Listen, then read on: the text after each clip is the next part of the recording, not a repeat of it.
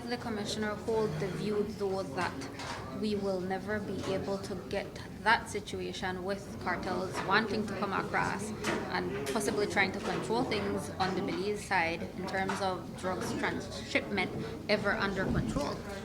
When you look at the entire region, Marisol, and you're talking Ecuador, you're talking Mexico, Guatemala, Honduras, and to some extent Belize, I think we have been somewhat immune from it. Yes, there are illicit landings every now and then in Belize, but it happens a lot in Honduras and in Guatemala, these illicit plane landings. And so that kind of activity has been prevailing in our region. We have done an excellent job when compared to the other countries in our region of keeping it out. And that is why the government over 2 months ago said that this is something we have to invest in terms of securing our borders, protecting our citizens, particularly in Corozal. And so I would not say it's something that we can never get rid of, but certainly we are putting every single attention that we possibly can to this issue. What it do, you two? What the business is? Now, we still in Belize, and the story that I'm about to touch on right now is how the Mexican cartel, the Gulf Cartel, tried to cross over into the border of Belize and take full control of Belize. And why did they try to do that? Well, it's simple. Honduras was the main port when it came to ships and cargo ships coming from South America to bring cocaine in. And that was a safe route for the Gulf Cartel and all of cartels for them to be able to bring the cocaine in from that country into their country safely. Now, the cartel has failed miserably in every time that they had tried to cross over to conquer Belize. The police officials were just not having it, and they shut them down every time. Now, police in Belize have always believed that drugs was the motive behind the murder of a contractor named Wilhelm Braun. He was assassinated by a Los Zetas top hitman that was sent to Belize by the Gulf Cartel. The hitman was soon arrested after he left Belize. He was arrested with a Tech 9 that was equipped with a silencer. The same Tech 9 used to kill Wilhelm Braun. Just a week before, that same hitman had decapitated 12 bodies in a rival cartel turf in Mexico. This man was a gangster. This man was a killer. Just before he went and got sent to Belize to kill that person, he had just decapitated 12 bodies of rival cartel members in a rival cartel turf. Now, he was ruthless, man. His only downfall was he thought he could get away with what he was doing in Mexico in other countries. So he thought that all the bad and the wrong and the killings and the murders that he was getting away with and doing in Mexico, he thought that he can do that in other countries. And that just shows that Mexico is totally different from within other countries. Now, this is the crazy story of a Los Zetas hitman who travels the world hunting his targets. This is the story of Carlos Leonel del Angel. Now, cartels in Mexico refer to countries in Central America outside of Mexico as no man's land. It's not known for them to conduct hits beyond their borders. Now, when Mexican police saw Carlos crossing back into Mexico, they knew something was wrong, and that he could have possibly just killed someone or some people. So they then pulled him over and became even more suspicious of him because of how he was acting. His behavior said it all. They said he was under the influence when he was pulled over. Now, they decided to detain him and ask him to step out of his truck. That is when Carlos quickly jumped out of his truck and reached under his seat to grab his Tech 9 with the silencer. The gun had then went off to force police to rush him while they threw him on the ground. He then threatened the police, saying that his group is going to come kill them and all of their family members one by one. And the crazy part about all this is he kept his word. He was released by those same police officers. And sad to say, they killed those police officers one by one. Now, Mexican police called the police in Belize when he was detained to furthermore connect him with the murder he had just committed in Belize. But Mexican police had no choice but to let him go after Belize wasn't able to come get him. Now, even after being caught with a weapon like that, that could buy him 11 years in Mexico, but he was still released. It was him as a Zetas cartel top hitman, his power alone within the Los Zetas power, and the Gulf Cartel power that was able for him to be released by the Mexican police. They didn't want no problems with it. Their powers over the cartel and the top Zetas hitmen held too much control over the officials of the Mexican authority to the point where they had no say-so in that. They had no choice but to let him go, or they were all going to be killed. And unfortunately, they let him go and were still all brutally killed. Those same police officers were killed right after he was released. Now, Wilhelm Braun had a mystery past that dealt with the Gulf Cartel, who he then turned on after, being approached by the Sinaloa cartel in regards to having control over Belize. So Wilhelm Braun was a Gulf Cartel associate. He was a worker for them. He did business with them. Now, he was approached by Sinaloa cartel. Sinaloa cartel is one of the main rivals to the Gulf Cartel. It is one of the first wars that they had took part in within each other to gain control of the plazas and all the border towns that border within America and all the border towns that border within outside of Mexico within Central America.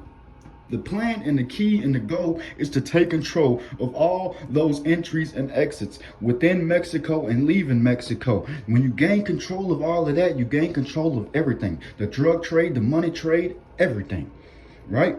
Now, the Sinaloa cartel had approached Wilhelm. Now, who's to say that they approached him on some friendly vibes? Who's to say they approached him in a kidnapping way, in a forceful way, to the point where they probably offered him more money than what the Gulf Cartel was already paying them, or they offered them more bullets than what the cartel was going to give them in regards to, you work for us now, you no longer work for them. So who's to know how that affiliation came to play, whether it was an affiliation where he agreed to do it, or was it was an affiliation where they forced him to do it, as an opposed to him having no choice. So when you're in those situations like Wilhelm had no choice. He was going to die regardless. He was going to get killed by the Gulf Cartel for the wrong that he was doing, and he was going to get killed by the Sinaloa cartel if he didn't agree to work with them. And even with him agreeing to work with the Sinaloa cartel, he was still going to be killed by the Gulf Cartel, and a result to him betraying the Gulf Cartel, right? Now, the Gulf Cartel didn't like that they were betrayed by Wilhelm. So they sent two hitmen from the Los Zetas. Now, when the two hitmen from the Los Zetas arrived onto the construction site, they were wearing police shirts holding machine guns. A lot of people didn't expect them to be hitmen. They actually thought that they were bodyguards or off-duty police officers that were working bodyguards for the construction site. Now, they saw Wilhelm and they lit him up. Now, Honduras used to be the main ports for cartel ships to bring in their products until the pirates brought heat after they were killed trying to steal from the cartel. Now, in other words, the reason why the cartel stopped doing work in Honduras as far as them bringing in their contraband ships, or the ships that held product from Colombia, Venezuela, Brazil, and all those other countries like Peru and Chile, Argentina, they had to move it to another location because the pirates were trying to rob their ships at all costs every time, and the cartel had no choice but to kill these pirates, and those killings brought nothing but heat towards the cartel, so they had no choice but to set up another location, right? That's when they chose Belize. Now, Belize is now known to be set as the new location for the cartels because of their rivers, their dozens of rivers, dozens of creeks, their swamps, their islands, and their reefs. And now all that brings a shelter for the cartel ships, for them to bring in kilos of cocaine, Now the kilos of cocaine in Belize go for $10,000. Now, in America, they go for $30,000. Now, the cartel doesn't mind making that small $5,000 profit next door since it's less violence. You know, to look at that more so as gas money for them, right? They're making $25,000 profits off each brick of cocaine within America, and they're only making $5,000 profit within each brick of cocaine next door within Belize. The money that they're making from Belize is more so of put up money, you know, more so of money that they're not even touching nor seeing, just in case things in America go sour. They have all this to fall back on. These guys strategically think within ways of keeping their structure and their organization up to par with doing things like this. It's the small things that count. It's the small things that will take you far as an organization and trying to prosper into a multi-billion-dollar industry. And that's exactly what the Gulf Cartel is doing. They're smart. They're doing smart things, and they're using their advantage because the Gulf Cartel always operates on the outskirts of the far east side of the far eastern coastal region of Mexico. And just imagine, the majority of the countries in Central America are on that same coast, as well as the border towns of Texas, Brownsville, El Paso, Laredo. The Gulf Cartel controls all of that. These guys strategically think on how to have backup plans and backup money